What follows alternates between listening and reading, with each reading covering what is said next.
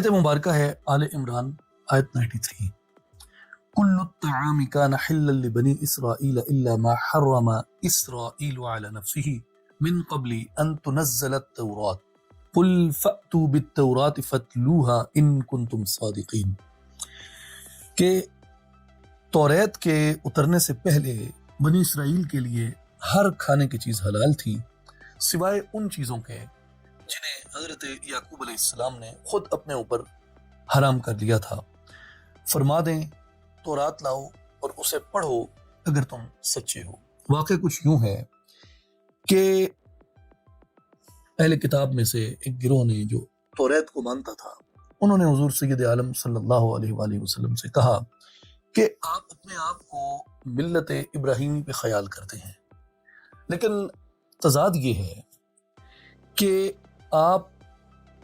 ملت ابراہیمی پہ اپنے آپ کو کہنے کے باوجود بھی ایسی چیزیں کھاتے ہیں جو حضرت ابراہیم علیہ السلام نہیں کھاتے تھے۔ اور مثال کے طور پہ وہ اونٹ کا گوشت نہیں کھاتے تھے، اونٹ کا دودھ استعمال نہیں کرتے تھے اونٹنی کا، تو آپ اونٹنی کا دودھ استعمال کرتے ہیں، آپ اونٹ کا گوشت کھاتے ہیں، تو آپ کیسے ملت ابراہیمی پہ ہیں؟ حضرت ابراہیم علیہ السلام تو یہ نہیں کھاتے تھے، آپ کیسے دعویٰ کرتے ہیں پھر ملت ابراہیمی پہ ہونے کا، جبکہ آپ وہ چیزیں کھاتے ہیں جو ابراہیم علیہ السلام نہیں کھاتے تھے؟ حضور نبی کریم علیہ السلام نے فرمایا کہ یہ چیزیں حضرت ابراہیم علیہ السلام پہ حلال تھیں اور حضرت ابراہیم علیہ السلام یہ چیزیں کھاتے تھے۔ تو انہوں نے جواب دیا، انہوں نے کہا کہ جی نہیں، یہ چیزیں حضرت ابراہیم علیہ السلام پہ بھی حلال نہیں تھیں، حضرت نوح علیہ السلام پہ بھی حلال نہیں تھیں،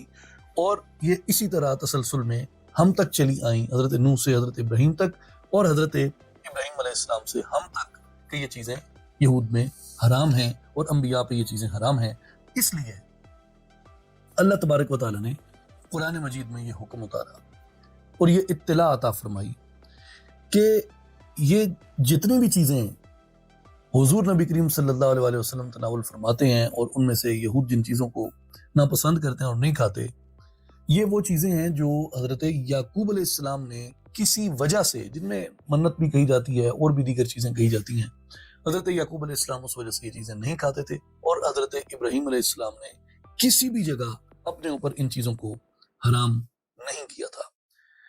اب اس سے جب یہود نے انکار کیا، انہوں نے کہا کہ جی ایسا تو نہیں ہے، تو یہاں پہ قرآن مجید نے انہیں چیلنج دیا اور فرمایا قل، اے حبیب آپ انہیں فرمائیے، فَأْتُوا بِالتَّوْرَاةِ فَاتْلُوهَا، تورات لاؤ اور اس کی تلاوت کرو، ان کنتم صادقین، اگر تم سچے ہو۔ دعویٰ کر رہے ہو نا تم کہ ابراہیم علیہ السلام پہ یہ چیزیں حرام تھیں، اور یہ حضرت یعقوب علیہ السلام کا میں تمہیں بتا رہا ہوں، اور وہ تم کہہ رہے ہو کہ حضرت یعقوب علیہ السلام سے پہلے یہ چیزیں حرام تھیں، اور تم اس کو لے کے جاتے ہو نوح علیہ السلام تک۔ فرمایا تورات لے کے آؤ، تورات کھولو اور اس میں تلاوت کرو اگر تم سچے ہو۔ تو قرآن مجید کے اس فرمان کی ہیبت اتنی تھی اور اتنی یہ مبنی بر صداقت بات تھی، اور کس کی زبان سے آ رہی ہے؟ ایک امی نبی کی زبان سے، جس نے بظاہر تورات کبھی پڑھی ہی نہیں، جس کو تورات میں اتنی گہرائی سے ان مسائل کی خبر ہی نہیں۔ جیسے تیسرے پارے کے درس میں حضرت عزیر علیہ السلام کے واقعے میں بھی ہم نے یہ بات ڈسکس کی۔ اس کے علاوہ بھی یعنی جو ڈسکرپشنز تھی نا حضور علیہ السلام کی ان واقعات کے بارے میں جو آپ نے حضرت عیسیٰ علیہ السلام کے بارے میں اور حضرت موسیٰ علیہ السلام اور دیگر انبیاء بنی اسرائیل کے بارے میں ڈسکرپشنز دی تھیں، جتنی in depth attention to detail ان میں جتنی آپ کو نظر آتی ہے، وہ اتنی پریسائزلی آپ نے بیان فرمائی کہ ان کے لوگوں کے پاس کوئی چارہ نہیں تھا سوائے اس کے کہ وہ نبی برحق پہ ایمان لے آئیں۔ تو ان میں جتنے صادق لوگ تھے، سچے لوگ تھے، جو کتاب میں جنہوں نے تحریف نہیں کی اور جن کے دل اس خوف سے دہل گئے، اللہ کے کلام کی ہیبت میں مبتلا ہو گئے، وہ ایمان لے آئے حضور علیہ السلام پہ۔ اس لیے آپ اگر دیکھیے جو اوریجنلی یعنی جو مذہب ہے عیسائیت، اس کا آغاز تو بیت المقدس سے ہوا ہے نا، یہ یروشلم سے ہوا ہے۔ یہ تو بعد میں پھر رومن امپائر میں چلا گیا، پھر رومن امپائر سے یورپ میں پھیلا، اور اب ایک وسیع آبادی جو ہے وہ مغرب کو تصور کیا جاتا ہے اس کا، مگر حقیقتاً تو یہ مڈل ایسٹرن ریلیجن تھا۔ جتنے عربی بولنے والے لوگ تھے ان میں صرف چند ایک رہ گئے، باقی جتنے تھے عربی بولنے والے سب نے اسلام قبول کر لیا۔ وجہ کیا تھی؟ وجہ ان واقعات کو اتنا پریسائزلی بیان کرنا اور اتنے ان ڈیپتھ ریفرنسز دینا ان کے، اور وہ بھی ایک امی کی زبان سے، یہ چیز انہیں مبہوت کر دیتی تھی۔ وہ دم خود رہ جاتے تھے، حیرت زدہ رہ جاتے تھے کہ یہ کیا ماجرا ہے، یہ کیا بات ہے۔ اب جب حضور نے کہا کہ لاؤ نہ تورات پڑھتے ہیں اس میں کہ کیا حلال ہے اور کیا حرام ہے، اور ابراہیم علیہ السلام کیا کھاتے تھے اور کیا نہیں کھاتے تھے۔ اب ادھر انہیں پتہ تو تھا، جو علماء تھے انہیں پتہ تھا کہ توریت آ گئی تو بات ساری کھل جائے گی، ادھر پھر انہوں نے توریت بھی چھپا لی اور خود بھی انہوں نے پسپائی اختیار کر لی۔ تو یہ واقعات جو ہیں نا، یہ ہمیں بہت کچھ بتاتے ہیں کہ کیسے یعنی اسلام کی جو ہیبت تھی وہ اہل عرب پہ طاری ہوئی حضور سید عالم صلی اللہ علیہ وآلہ وسلم کے زمانے میں۔ یعنی ایک قرآن کا ایک لنگول میریکل تو ہے جس نے عربوں کو مبہوت کر دیا۔ اسی لیے تو سردار مکہ عتبہ نے یہ کہا تھا کہ قرآن جو ہے یہ حضور علیہ السلام کے بارے میں کہ یہ جو کلام پیش کرتا ہے، یہ جو اس کے پاس کتاب ہے، اس میں اتنا ہے کہ یہ عرب کو فتح کر لے گا۔ اس لیے اس نے مکہ والوں کو کہا، سردار مکہ عتبہ نے، جو اس وقت سردار مکہ تھا، کہ جو بدر میں پہلا مقتول ہے بدر کا، اس نے کہا تھا کہ محمد صلی اللہ علیہ وسلم کو لڑ لینے دو عربوں کے ساتھ، یہ اس کتاب کے ذریعے عرب فتح کر لے گا۔ عرب فتح کر گیا تو ہمارے رشتہ دار کی حکومت ہوگی، ہم مزے لوٹیں گے۔ اگر فتح نہ کر سکا تو اسے کوئی عرب ٹھکانے لگا دے گا، تمہارے اوپر الزام نہیں آئے گا کہ قریش نے اپنے رشتہ دار کو مار دیا۔ کتنی وائز بات ہے نا۔ آپ اس ٹائم ڈیوریشن میں جا کے بیٹھ کے دیکھیں کہ لوگ قرآن سن کے جو سخت ترین مخالف تھے، بدترین کفر بنا ہوا تھا جن کے دلوں میں، وہ بھی قرآن کی ہیبت سے کس قدر بہت ہوتے تھے، اس سے یعنی وہ کس طرح ہیبت زدہ ہو جاتے تھے۔ تو قرآن کا ایک لنگول ان پہ امپیکٹ تھا۔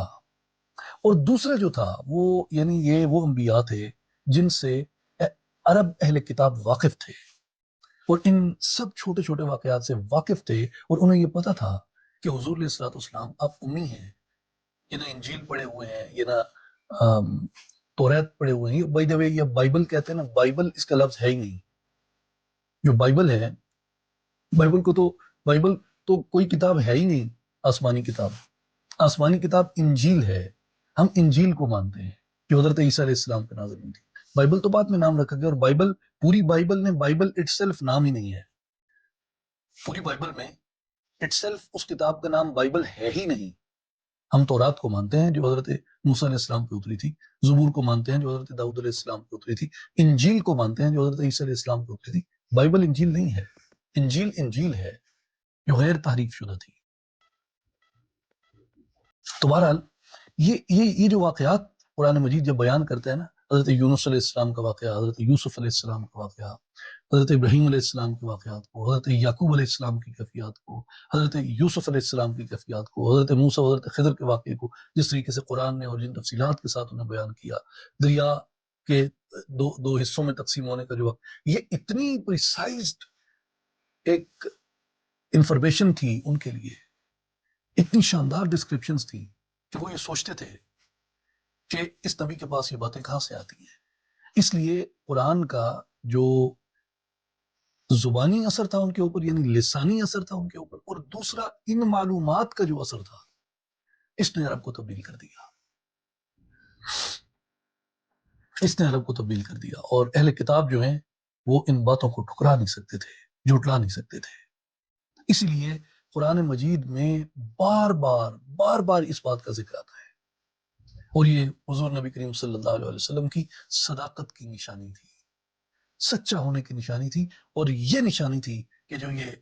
اتر رہا ہے یہ کلام الہی ہے، یہ جو اتر رہا ہے یہ وہ غیب کی خبریں ہیں جو اللہ نے اپنے نبی کو دی۔